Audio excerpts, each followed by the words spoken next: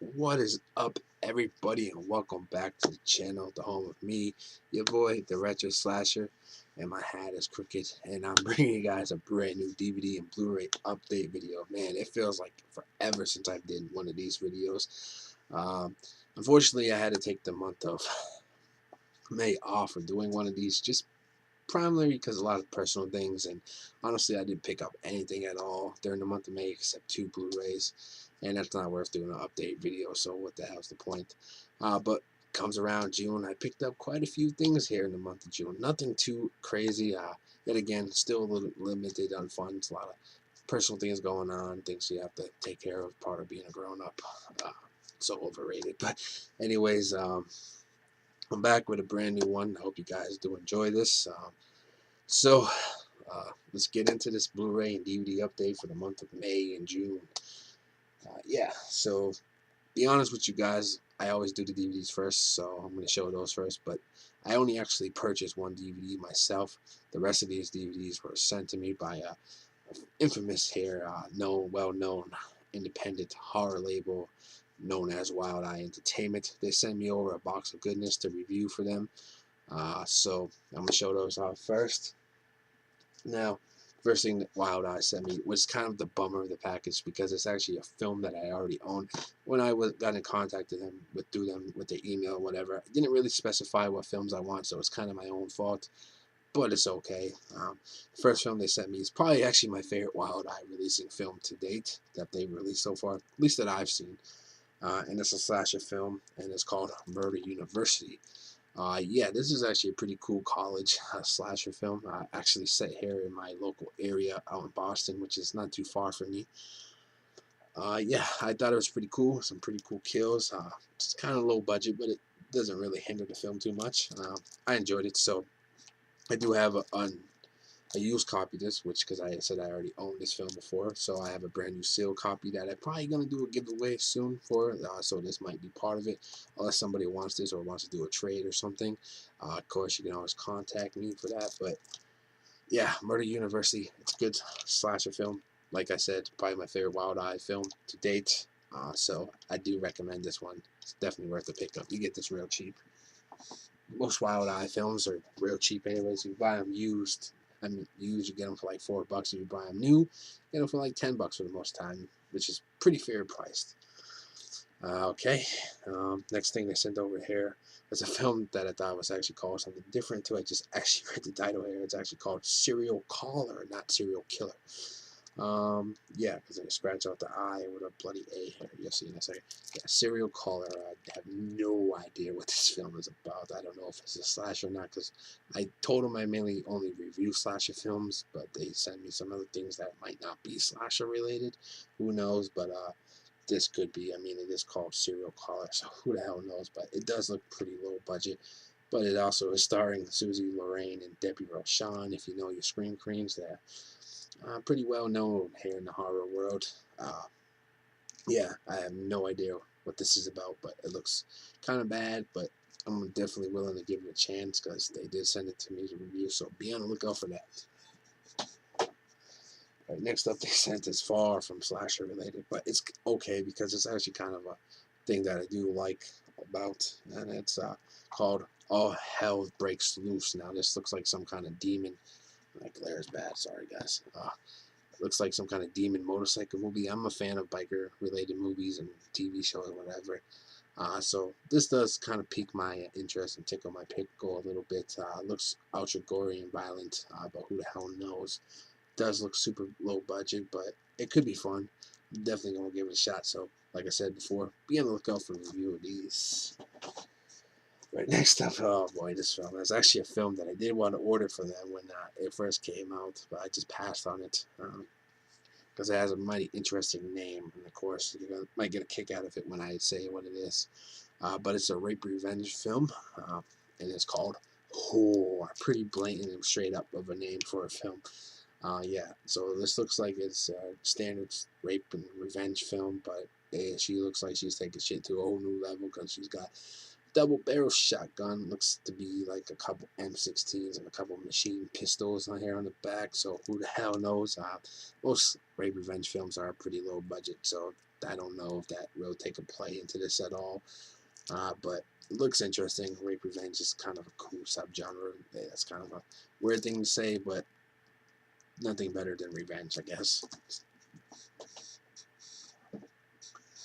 Next up, here's a film that I know nothing about at all. It looks super cheesy and really bad. The effects here on the back look like they're shot on video effects, but who knows? And it's called Rags. Yeah, know nothing about this one. To be quite honest, it doesn't really look that good at all. Looks like it's the synopsis here. It's just briefing it. Looks like it's some kind of fairy tale, hallucinant drug type film. Who the hell knows, man? I'll give this one a shot though. All right, next up, the next two Wild Eye films I did check out already. The first one here is I watched this morning when I woke up, and it is called Hole. Yeah, pretty generic name. Nothing stands out about Hole. Yeah, so this is kind of, I guess they would classify it as a slasher film, but it's not really a slasher. It's more of just like a character study of this guy gone deranged, and it's kind of has some unique premises to it and ideas behind it. It kind of revolves around these three characters, and the stories kind of intertwine with each other. Like I said, it has like a lot of cool ideas behind it, but its biggest downfall about this film is just too long, and I feel like it drags forever, and you kind of find yourself getting bored watching it. Like I did. I kind of got distracted. I was looking at my phone, which is a bad thing to do when you're watching a movie. But like I said, it has a lot of cool ideas behind it. The acting surprisingly wasn't that terrible. It had some pretty cool low budget effects. The story was all right. But like I said, just drags on for a little too long. Thing about these independent low budget films is why do they have to make these things so goddamn long? Cut shit out in your film. You know, you're not fucking Spielberg with billions of dollars behind you. Just make a simple, nice, unique story. Don't add all these extra scenes that don't need to be part of the film. But it's a decent watch, I guess. It has some cool elements to it. It's shot okay. A few little shaky cam scenes. That's just amateur stuff. But what can you do? It's an alright film. Not too bad. I would recommend it if you're into super low budget films. Alright, next up here is a film that I should be doing a review for on Body Bags this week. If you're not a member of the Body Bags family, or if you're not part of the Facebook group page, head down to the link down below and join the group page, the Body Bags. There, all the reviewers from every day is a part of there.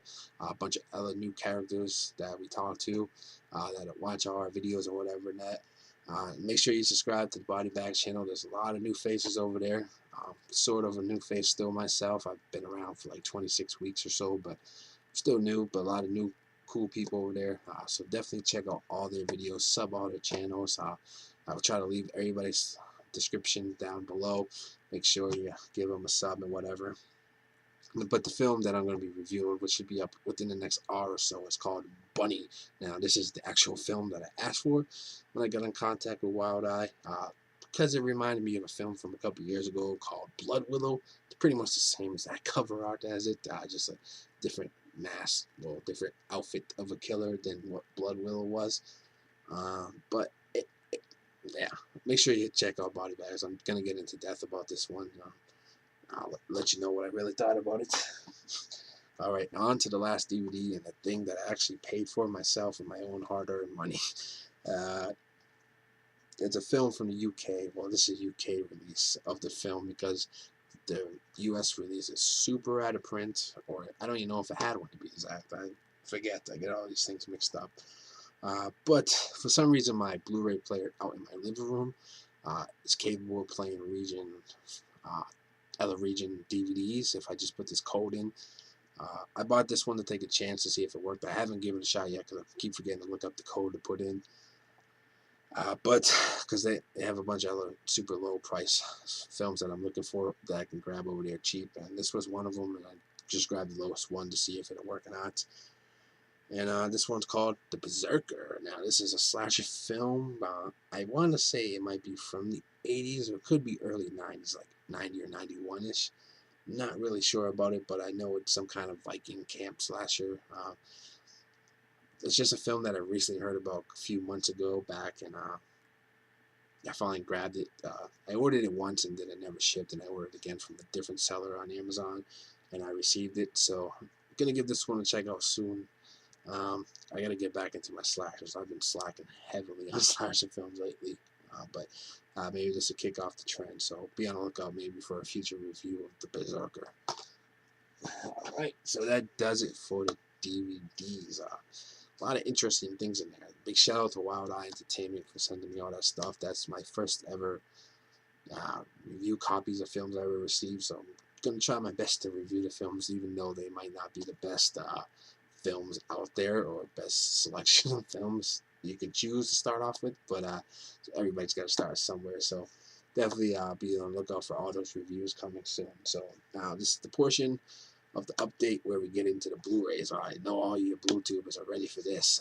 Alright, so to be quite honest with you, I didn't pick up a whole lot of Blu-rays, but I definitely picked up more Blu-rays than DVDs. I just kind of went blue crazy this month for some reason. There's a lot of non-horror stuff in here because during the last 2 months there wasn't really a whole lot that interests me, worth grabbing, or just not priced right, not what I'm looking to spend on these things yet. Because I'm a cheap son of a bitch and I buy everything at the cheapest price I can. But there's a few horror films in there, a lot of good stuff in there. There's not, in my opinion, there's not one bad film in these Blu-rays, even the non-horror related stuff. Most of these films are all must own if you're a fan of film. I recommend all these to you guys, so if you don't own them, check them out, but you probably already own them because I'm behind everybody in collecting. I'm still new to this, but yeah, let's get into the Blu-rays because I'm starting to sound like an idiot right now. So the first thing I picked up here is an 80s action film. I'm a huge fan of 80s action films. Who the hell's not? But this film stars my favorite action star of all time, which is Sylvester Stallone, and that is First Blood, Rambo First Blood, whatever you want to call it, First Blood. This is just one of the best action films ever made. Super violent, super great, man. Stallone's at all time badass in this film, nominated for an Oscar. Maybe he won the Oscar in this, I'm not really sure, but it's just a really great story. Coming home from Vietnam, whatever. Ends up in this small little hick town. The cops are fucking with him. He's just PSD, whatever it's called, kicks in. Just starts going batshit crazy, fighting off these crooked cops and whatever. The whole end sequence of this is set on Christmas in this small little town. He's just tearing shit up, blowing things up, just going bonkers, man. I love fucking Rambo. If you've never seen Rambo, do yourself a favor, check out Rambo. It's one of my all-time favorite action films. Right, so that was Rambo. So what could be next? Of course, Rambo Part 2 here. First Blood Part 2. This one's actually pretty cool. I like this one. He goes back to Vietnam. He's got to rescue these soldiers and whatever. And I really like it. A lot of great action sequences in it. It's a really good follow-up of the sequel. Nothing compared to the first one, but it's a decent sequel, man. And of course, that leads me to Rambo 3. Yeah, now this is probably my least favorite of the entire franchise. It's okay. He goes off to Afghanistan or whatever. I don't know. I don't really care for the story as much in this one, but it has a lot of extreme violent moments in this one. It's okay, man. I don't know. It's just not my favorite one of the franchise. And of course, that leads me to Rambo 4, just known as Rambo. Yeah, now this one was surprisingly really good. I had seen it when it came out, like 2005 or 6 or something like that. 2008, I guess. Thought it was earlier than that, but whatever. I was really skeptical about this film when it was announced because Stallone got old, man. Everybody gets old, and it's not the same guy as he was back in the 80s, but surprisingly, this one's blew me away. It's probably my second favorite in the entire franchise. It's just super violent and super bloody, man. This one's so good. He goes to this jungle. He's got to save this group of teenagers, these like college students or whatever. Yeah, super, super good, man. Just excellent, man. Well made, man. I liked Rambo or Rambo 4, whatever you want to call it. Little bummed that we're probably never going to get Rambo 5. The idea behind it sounded really cool. He's going to go fight ISIS and shit. But who the hell knows? Maybe we keep our fingers crossed. Rambo 5 will get made one day because we can never say never. Alright, next up here on Blu-ray I picked up is a film that I caught myself buying when I was... See, every day after work I got to go through Best Buy to catch my bus because it's in the same mall as my job.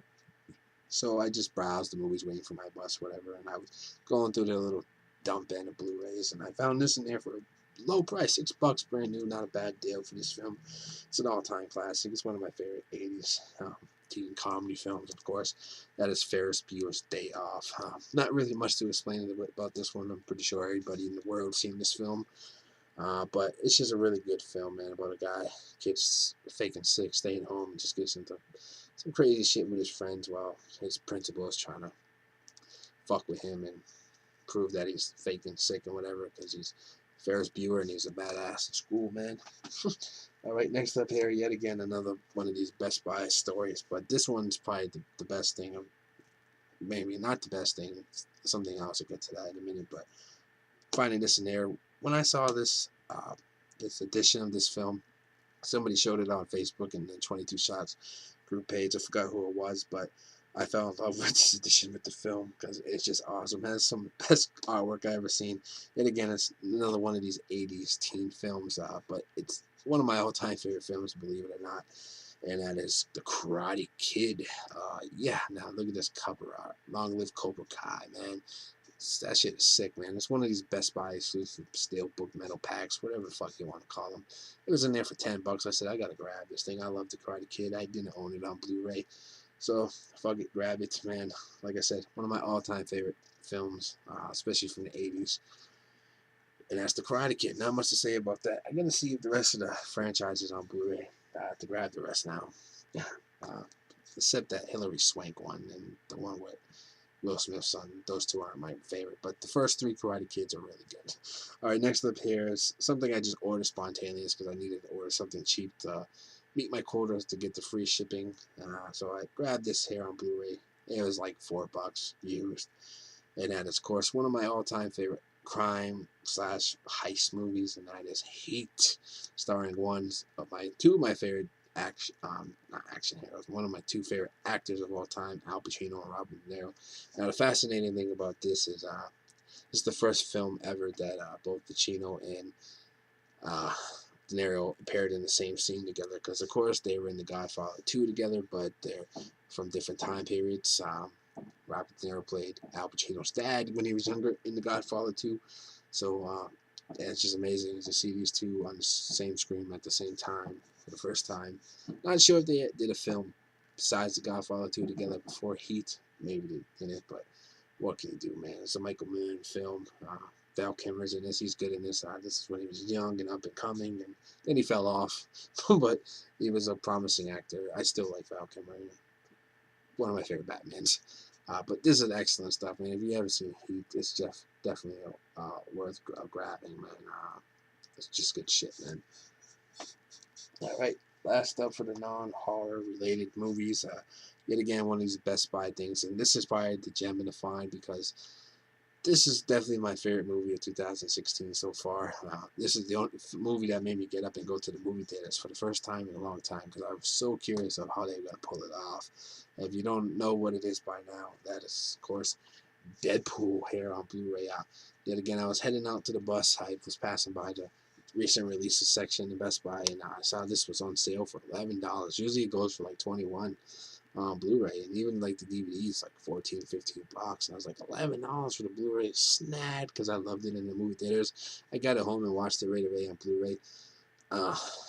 Just fantastic, man. Like I said, it's my favorite film of 2016, horror, non-horror related film. Just amazing, man. This has one of the best like menu selection scenes ever. Just great stuff. If you haven't checked out Deadpool yet, do yourself a favor and check it out. Even if you're not like a big fan of superhero movies, which I'm not the hugest fan of superhero movies either. I just like Batman and certain other characters. But this is rivals my to be one of the best superhero movies ever made. Really good stuff. Well, Deadpool's technically not a superhero. He's kind of an anti-hero, but you always got to root for the guy. So he's a hero in my book. All right, next up here is these. Probably one of the only few things that actually was released during the time period of the last 2 months. And of course, these are the Jaws films here on Blu-ray. I picked up Jaws 2 here on Blu-ray. I watched this. The transfer is pretty good on it. Surprisingly, I didn't think it was going to be as great. They're nowhere as good as like Jaws 1 Blu-ray. Of course, Jaws 1, one of the biggest films of all time. Of course, it's going to get the best treatment possible. But I thought these looked pretty decent on Blu-ray, especially Jaws 2, which is my second favorite film in the franchise out of the four. Um, yeah, okay. Okay, transfer. Good stuff. Everybody knows Jaws 2.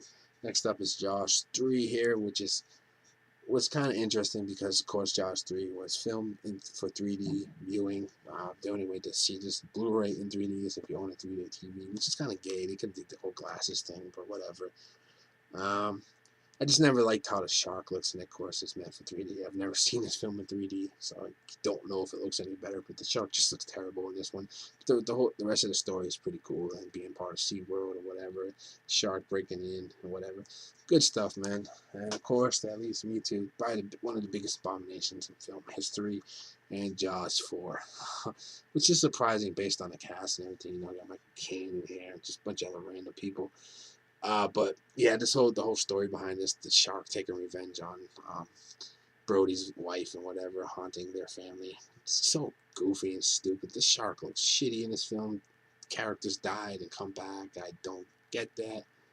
Whatever. Jaws 4 is one of the worst films ever made, but it's still a cheesy, fun film to watch. All right, next up here, the only Scream Factory that I think, yeah, the only Scream Factory for the 2-month period, because man, they release so much shit in those month periods. They release like 9 films a month, and I don't know how anybody can afford that, dude.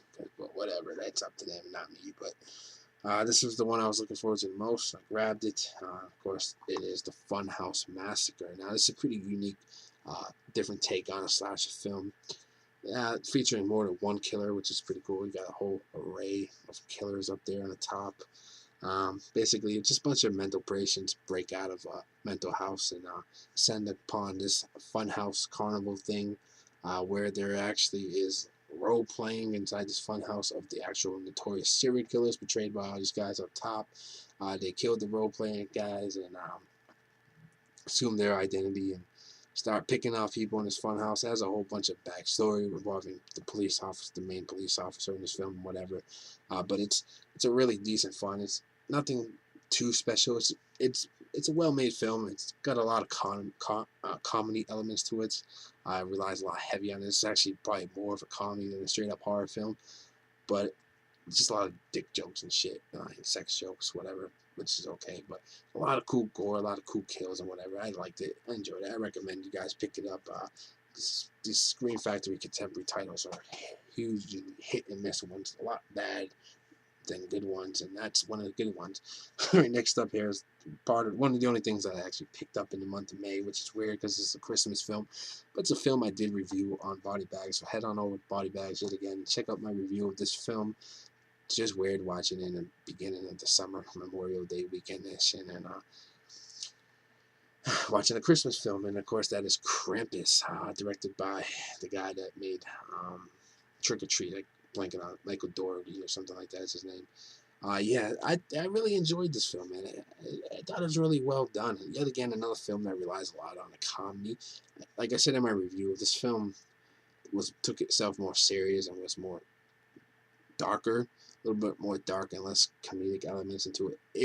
Could have been an all-time great Christmas horror film, but yet again, the comedy kind of hinders my actual feelings on this film, which the comedy's not too bad. It's some funny laugh out loud moments, but it's okay. The creatures and everything and the effects in this movie is just amazing.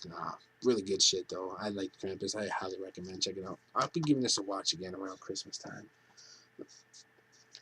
Alright, next up, the only other thing I picked up in the month of May is my third endeavor into the Arrow line of films. I was always like not the hugest believer in Arrow, just because before they like did this whole American line, their whole thing was confusing, trying to figure out what isn't region free and what is, because I don't own a region free Blu-ray player, but that's something I'm invested in down the line one day. But this is part of the American line. I think it came with a slipcover. I don't even know what the fuck the slipcover is. Maybe I'm wrong and it didn't come with a slipcover. But that is the Zero Boys here. And yet again, another unique slasher film, kind of. It's a real interesting one. It's a lot action based, but I thought it was fantastic, man. The music in this was really cool. The whole premise of it, these extremists like paintballer guys or whatever. I don't know what you really call them, but they head to like this wooded area for the weekend with their girlfriends or whatever. And there's like a deranged killer in this cabin trying to pick them off one by one. But it's not your traditional slasher. Like I said, it has a lot of action elements to it. Like considering the actual victims of this film are like using machine guns and stuff against the killer. But I thought it was fantastically made, man. Really good stuff, man. Great transfer on this movie. I'd never even heard about this film before Arrow announced it. I was not sure if I was eventually going to grab this or not, but I did grab it, and I'm glad I did because I really enjoyed it. It's a fun film, man. Good 80s cheese fest, man. Right, last thing I picked up. Oh, man. Finally so happy to own this film. It's a film that I saw for the first time maybe like 5 years ago. When I saw it for the first time, I just fell in love with it. It's just such a well-made film. In my opinion, I say this all the time about certain things, but in my opinion, this might be one of the greatest films ever made. Not just horror film, but one of the greatest films ever made. This is my first try with a Criterion release of film. I've never grabbed the Criterion before. They're just extremely overpriced, and I don't know what some of those films are that they release. They seem interesting, but they bad shit, crazy looking. But this is a film that I know about, that I like, I love. Just glad to own it. Can't wait to see how it looks on Blu-ray because I've never seen it on Blu-ray before or anything like that. I saw it like on Netflix or something. And that, of course, is Rosemary's Baby, directed by one Roman Polanski. Yes. Great horror film, man. Just so suspenseful. Slow burn in this film's great. The ending so well done. So creepy and just eerie about this film. Something about, not the hugest fan of like pre-70s film horror films, but this is from '68, which is a pretty important year in horror. But yeah, because this and Night of the Living Dead came out. But yeah, man, one of the best horror films ever made. I can't stress it enough. Everybody knows Rosemary Baby. If you have not seen Rosemary's Baby, I have no idea why you're watching my video. But yeah, if you haven't seen it, go out there, find a way to buy it. Buy the Criterion, pay the $40 or whatever it is, or try to find it cheaper like I did. I paid $20 for this, brand new. So that's usually the sale price, but whatever, can't go wrong with that.